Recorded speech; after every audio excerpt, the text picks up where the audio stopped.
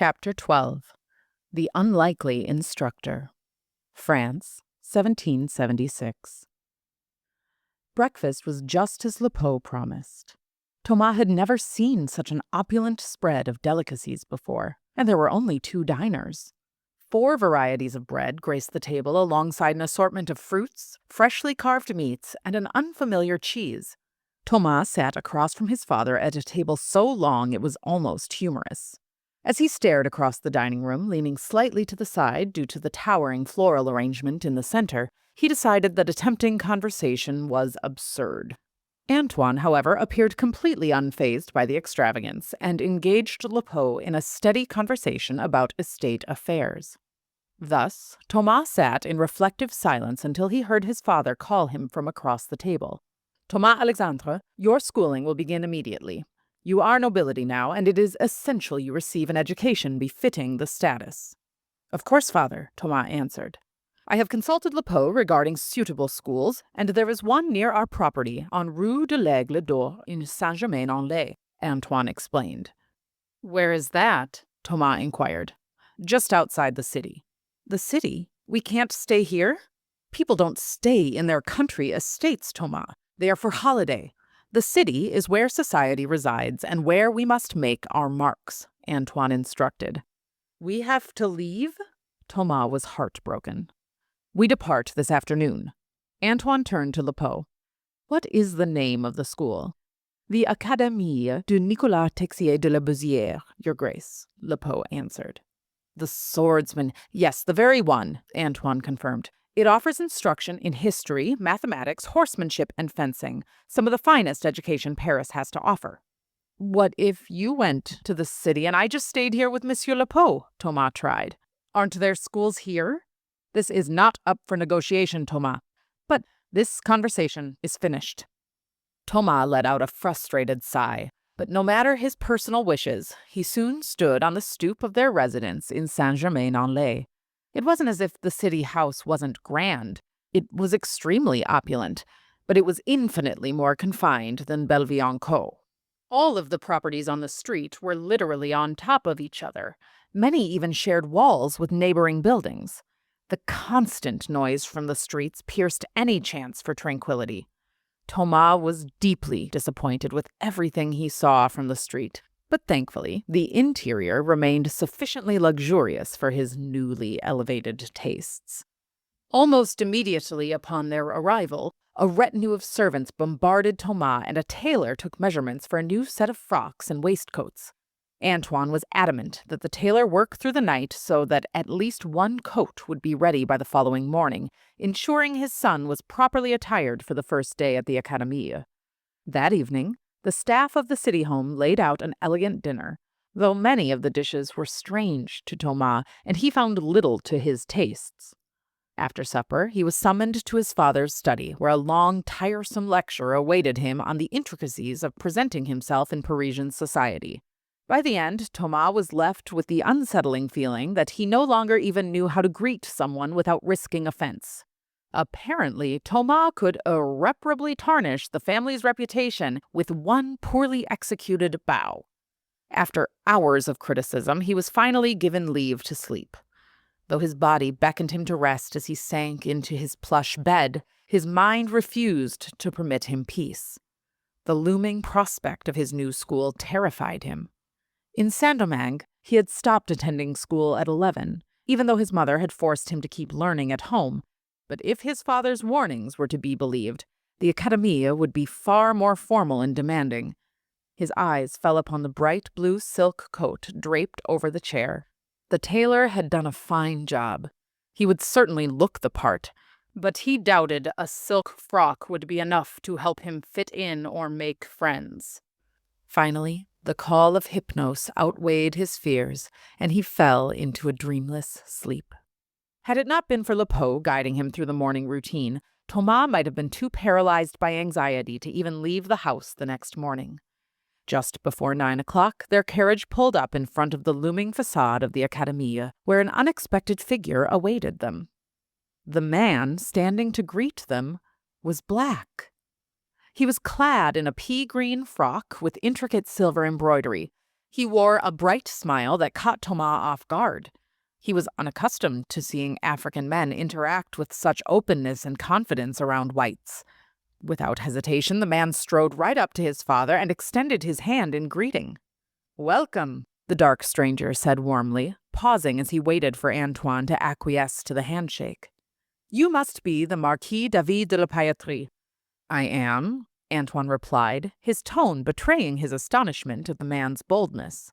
"And you must be Thomas Alexandre." "Yes, sir," Thomas replied with a respectful bow.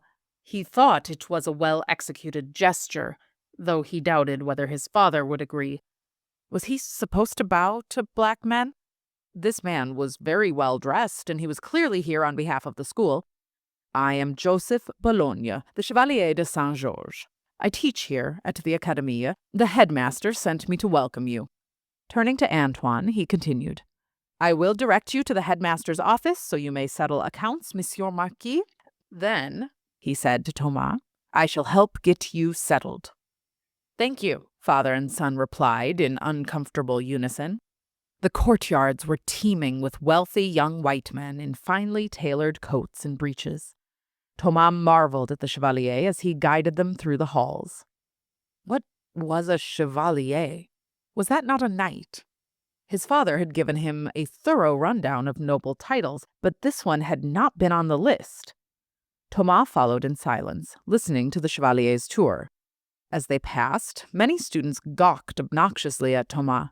Some snickered insults, just audibly enough that he was able to make out their colorful words. But one sharp look from the chevalier seemed to silence them immediately.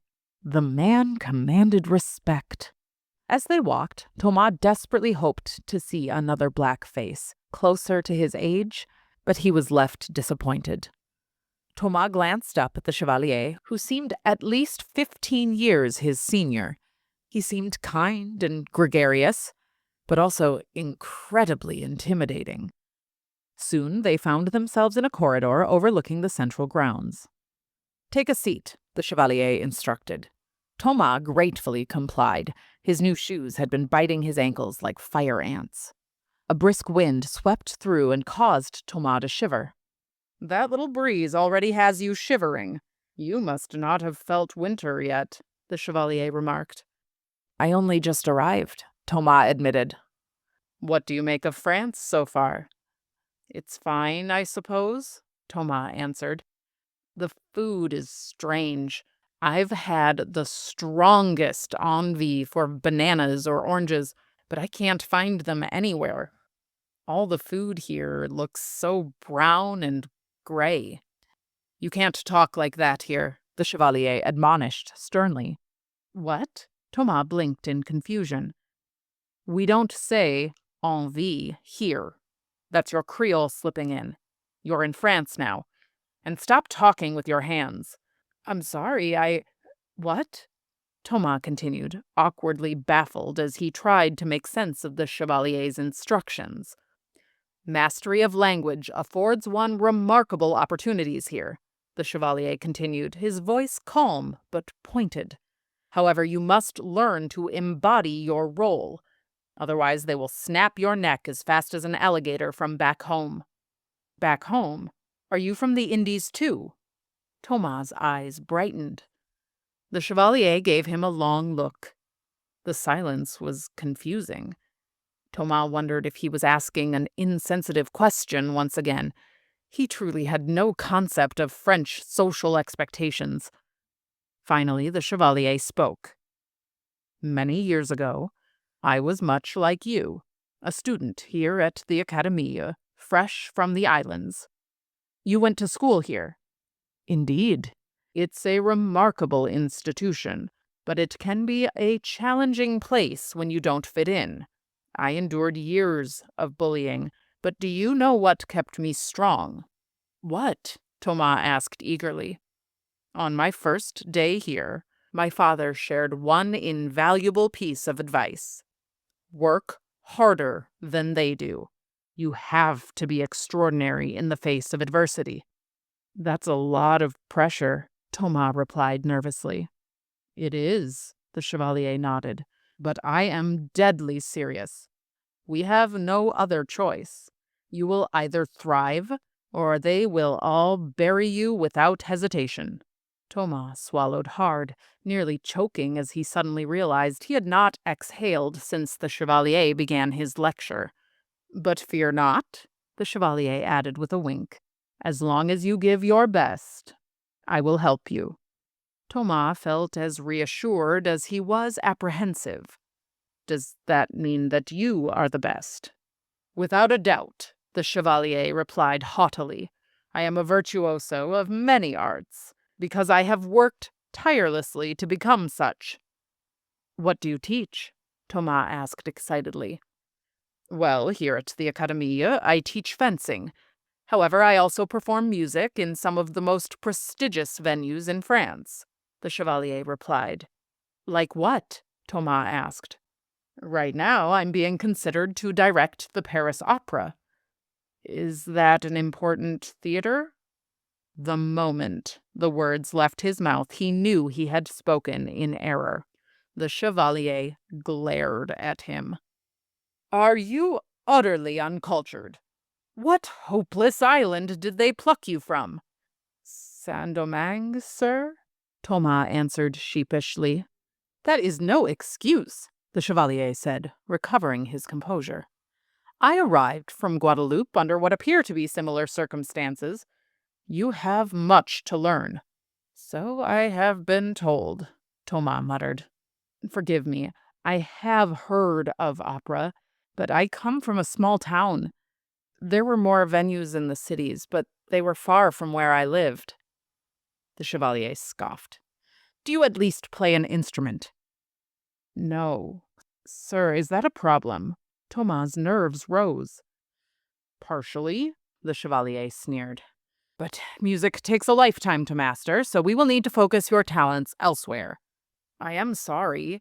My father always told me that music was frivolous, but I'm good at mathematics and philosophy." "It's a start," the Chevalier huffed. "Have you done any fencing?" "Not yet, sir, but I read a book on it. I found it quite fascinating." "A book?" "Yes, sir." "Interesting. Well, let us see how well your reading has prepared you." The Chevalier stood up and walked into the courtyard. It was thankfully still empty. Thomas wondered if he should be in class with the others beginning his education, but the Chevalier's curiosity had evidently overtaken any regard for the schedule. Training equipment sat in a barrel under a nearby tree, and the Chevalier approached it, retrieving 2 short épée swords. He tossed one effortlessly across the courtyard. "Catch," he commanded. Thomas was startled, but instinctively reached out and seized the sword firmly as it flew. The metal felt cold in his hand. He grinned with pride. "Quick reflexes," the Chevalier remarked. "Good. But had that been a real blade, you would have likely lost your hand." Thomas glanced down and realized he had grasped the sword by the blade. It was light, surprisingly so, and the edge was square and flexible, not suited for real combat. He noticed it was bending slightly where the weight of the hilt was tilting it. He looked back at the Chevalier, embarrassed. "I'm sorry." "Think nothing of it," the Chevalier replied easily. "Now, what did your book say about stance?" Thomas straightened, recalling the text in his mind. Slowly, he adjusted himself, narrating aloud as he awkwardly attempted to bring his body into line. "Feet forward, knees bent to attack or defend quickly, sword arm at an angle of 45 degrees. Thomas looked awkwardly at his arm for a time, trying to envision himself as a protractor. "And your other arm?" the Chevalier asked, eyeing the limb hanging uselessly at Thomas' side. "Oh, apologies," Thomas muttered, tucking it behind his back. "Not bad," the Chevalier observed. He gently tapped Thomas' inner leg with the tip of his sword. "Widen your stance." Thomas quickly complied. "Good," he said. "Now, attack." Thomas exhaled and lunged forward, careful to keep his feet in line as the book told him. His sword extended, but the Chevalier parried effortlessly, countering with a swift riposte that forced Thomas back almost immediately. Thomas met his sword on the way back, though his technique faltered as his feet crossed in defense. The Chevalier's blade tapped the outside of his arm. Thomas glanced up, dismayed at how quickly he had lost ground. The Chevalier lunged again, but Thomas parried the next blow. Their swords clashed 3 more times, but ultimately the Chevalier's weapon hovered square over Thomas's heart. "Try again," the Chevalier instructed. "This time, mind your back foot when retreating. And stop panicking if you get hit. You stopped breathing the moment I struck you. Don't do that." Thomas nodded, resetting his stance. "Good.